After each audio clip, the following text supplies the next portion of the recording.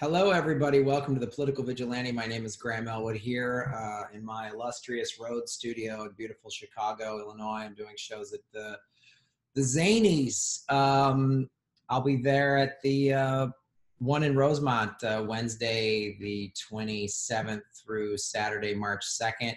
Check that out. And of course, Progressive Comedy Tour next month. Ron Placone and I are going to Lafayette, Louisiana, Oxford, Mississippi, Pensacola, Florida, and New Orleans. That's March 10th through the 13th. And then in April, we're going to Texas, Fort Worth, Houston, San Antonio, and Austin. That is April 12th through the 15th. Get all your tickets at grahamelwood.com. And also, we will be on the East Coast in June, and where my guest here might join us on one of these shows. I don't know if you do stand-up, but you're welcome to come on stage with us. Please welcome Sameera Khan, who is having some camera issues, so we're just going to hear her voice. How you doing? Hi, how's it going? Good, real good. So let's get right into, already we're 18 months out of the 2020 presidential election. And already it's getting kind of nuts. There's 14 or 15 candidates running on the Democratic side, not to mention the threats of a Biden and or Hillary joining. So, Sameera, what do you think of what you've seen thus far?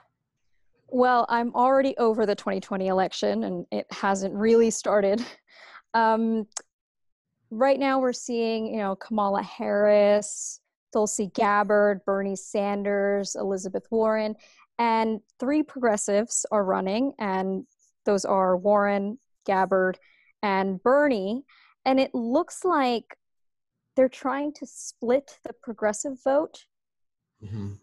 Yeah, even though Bernie is the front runner, it's very weird that Warren and Gabbard are running with, when they had already knew that Bernie would run. So that's what I don't really understand. I don't know if that's confusing to you as well, but. I feel like when I heard that Tulsi and Bernie met like a month or so ago, obviously they talked about him running. So I feel almost like, well, first let me separate Liz Warren. I don't consider her a progressive. I think she's a fake. Yeah. I think she was one of the 5 Democrats that voted to give Trump an extra $80 billion in war money that he didn't ask for in October of 17. Right. This policy and that, but she just sort of she's a left-leaning corporate centrist Democrat. Right. I just think that her label, how she labels herself will, affect how voters think, and maybe they'll vote for her over Bernie because she's a woman. Oh yeah, of course. Yeah, she's the slightly younger, better identity politic box checking progressive in those people's minds. I get that. But going back to Tulsi and Bernie, they had a meeting, and my guess is Tulsi knows and knew that she's a long shot because she's not as well. Bernie is like the most popular politician in America and has been for like 2 or 3 years. So I feel like, Tulsi's fighting to even be considered in the debates. So I feel like she's aware that she has a long shot and she just wants to get in to try to pull the party a little bit to the left. But my guess is, because this is the thing with presidential campaigns is people start running out of money.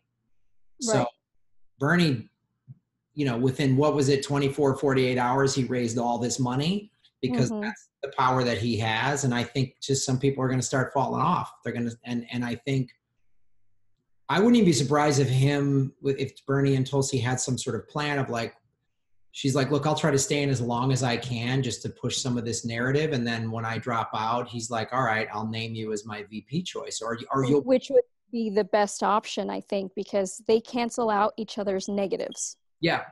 And I have issues with Tulsi Gabbard. I have issues with Bernie Sanders. I have more issues with Tulsi Gabbard on foreign policy, but I feel like I would possibly consider voting for Bernie if he does pair up with Tulsi, because, like I said, they do cancel out each other's negatives. Bernie is not very good on Venezuela, and Tulsi is much better. Yeah. So, I mean, there's just one case. And Tulsi's good on Syria. Bernie isn't very good on Syria.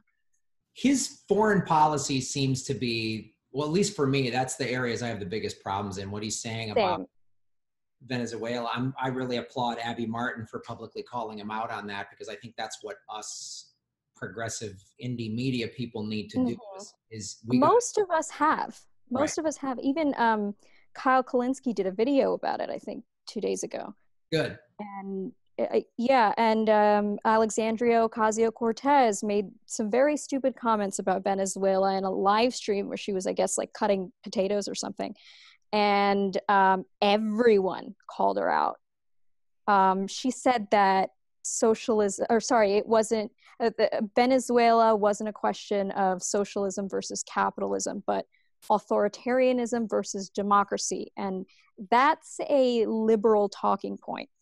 That's a CIA war machine talking. Right. And I mean, authoritarianism, it's clear that the US doesn't have a problem with authoritarianism, because they allow, right-wing authoritarian leaders to stay in power. But for some reason, they have a problem with the left-wingers, and they want to overthrow left-wingers. Well, I mean, that's the thing, is just like, you're seeing Venezuela is just, again, the Trump presidency just pulls the mask off, because John Bolton was on Fox News a week or two ago just saying, we're just going there. We need the oil. I mean, he just said it. This is good for the American economy if we go get the oil. And, this is what the United States has been doing since the end of World War II. Yeah, since the 50s, basically. So whenever you have a democratically elected leader that doesn't want to give up their natural resources, and Venezuela has the #1 oil reserves in the world, we go in there and topple them. And our media is just, they'll show us all of the anti-Maduro rallies. They will never show us a pro-Maduro rally. They will never. Right. And I'm watching all this stuff on social media and alternative, where people are like, this one guy's like walking through markets in Caracas, like, where's the food shortages? I'm in a grocery store and people are shocked, and it's like. Yeah, Max Blumenthal, he was in Venezuela for like 2 weeks, and he went to a grocery store in Venezuela and did some shopping to show the US audience that a lot of things that you're hearing about Venezuela, not true. Well, and even the stuff they're like, well, there's people eating out of trash cans. Well, there's doing that in America. Guess what? There's 2 cities in America. And this is a country that has no problem having its police tear gas protesters. And as it does it's been doing for a long time. I mean, Occupy did it. They did it in Standing Rock. They've done it, Right. And thank God for alternative media and Twitter, because a lot of us, we are learning about Venezuela and what's really going on through these sources. I mean, if this had been the 90s, what would we have done? I think we would have both been, trying to push for regime change in Venezuela. I would be going, well, Maduro's nuts, we got to do something. I would probably be saying that too. And yet now you get all of these, like, it's great watching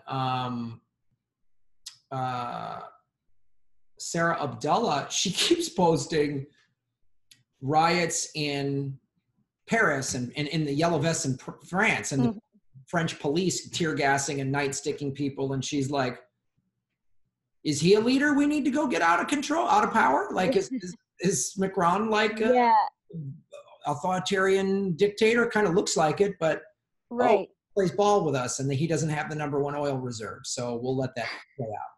Well, the party that the U.S. is supporting, Popular Will, wants to privatize their Venezuela state-owned enterprises. So that makes a lot of sense. And I remember reading a Vice interview from like 3 or 4 years ago with a member of that party. And then he actually said that Popular Will is one of the most right-wing capitalistic parties that doesn't have popular support in Venezuela.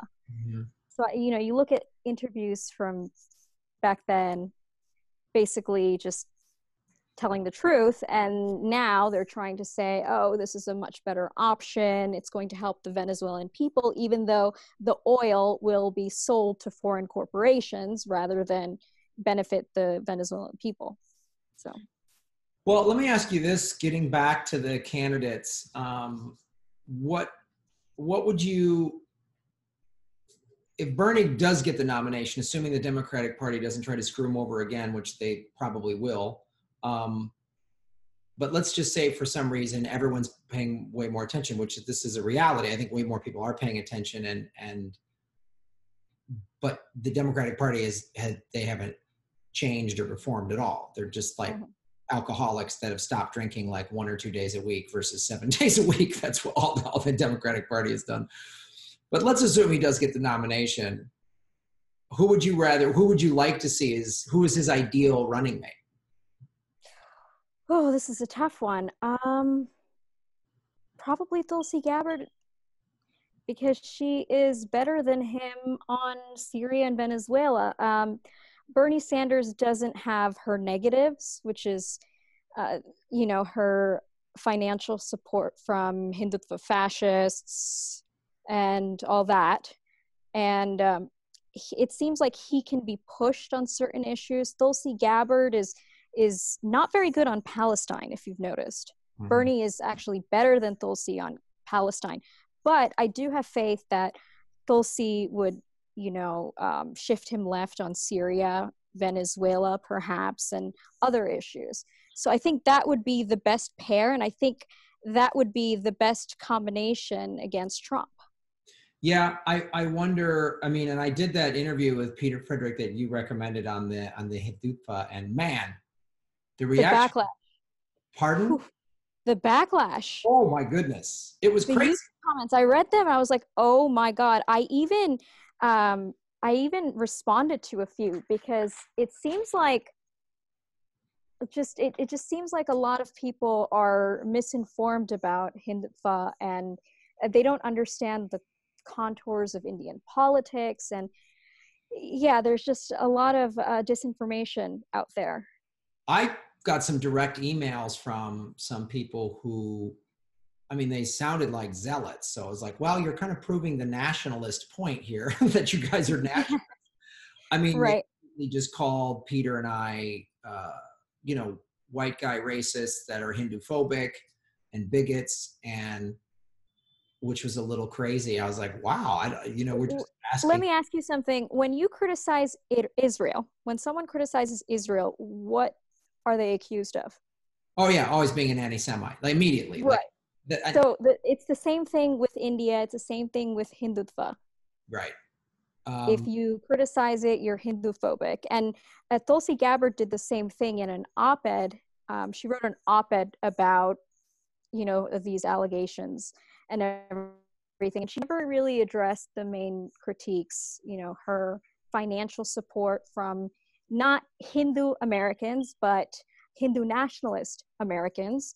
Mm-hmm. And, she had appeared at a few RSS events. The RSS is the paramilitary wing of the BJP, the ruling party in India.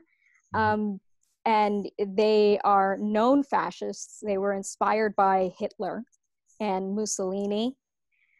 And she appeared at those events. Now, the RSS is like the KKK of India. Right. Imagine if she had, appeared at KKK events, would that have gone unnoticed? Mm-hmm. Would people be willing to overlook that? Of course not. And if getting funding from AIPAC is disqualifying, then what about Tulsi Gabbard's known connections to Hindutva fascism? It's just outrageous. And, they try to deflect by saying, oh, they are just Hindu Americans, not Hindu nationalists. But equating Hindu nationalism to Hinduism is very offensive and Hindu-phobic in itself. Right. So, and yeah, mm-hmm. And I think most of the issue is most Americans, myself included, prior to that interview with Peter and speaking with you and other people, is that most Americans just don't understand. And that's fine, but they have to be willing to learn, mm-hmm. and not just getting the narrative of right-wing fascists and accepting it as gospel. Yeah.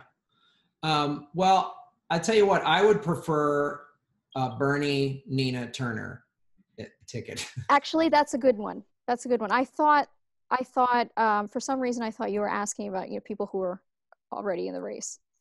Yeah, just whoever his Yeah, best. Nina Turner would be good. I don't know how she is on foreign policy, but on domestic policy, she's pretty strong. Yeah, I mean a Bernie Tulsi ticket, I would really like that because there's a lot about Tulsi that I very much like. The Hindutva stuff obviously is a question mark, and Well, the actually, you know what? Let me change my answer. Bernie Sanders and Dennis Kucinich. Dennis Kucinich is phenomenal on foreign policy. Right. He's very, very good. He's like a more enlightened version of Tulsi Gabbard without those harmful connections and without bad positions on Palestine and other things, etc. By the way, Tulsi Gabbard, she voted for sanctions against Venezuela multiple times.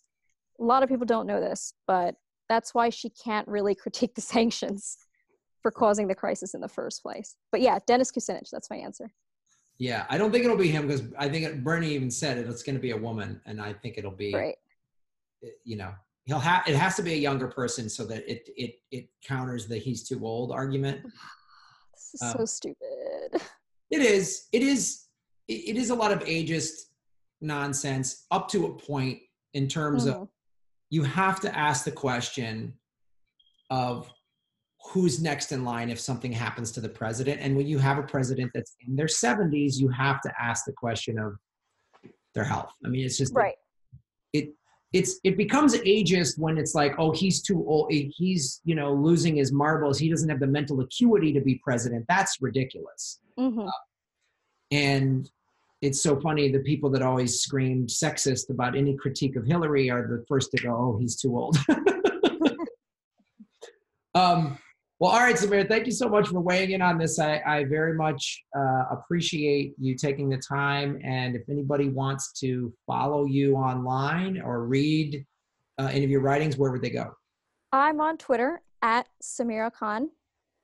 And you can spell my name. I'm sure you're going to have my name spelled correctly. Let's hope.